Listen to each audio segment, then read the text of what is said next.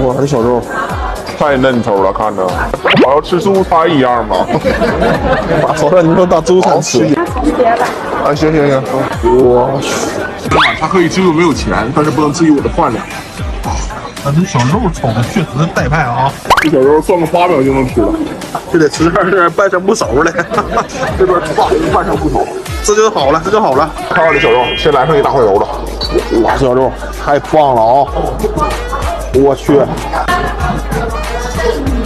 哇，满足不？这口肉，果然呢，肉还得吃这种半生不熟的。哇，上面还泛着小红的。兄弟们，就看这小肉品质，你瞅着不迷糊吗？我这瞅着挺迷糊，那价格有时候还有点迷糊。价格确实有点迷糊。咱们吃完这些可不能再要了，不行咱去搂自助吧。走过来这完全跟不上我吃现在的。有点慢。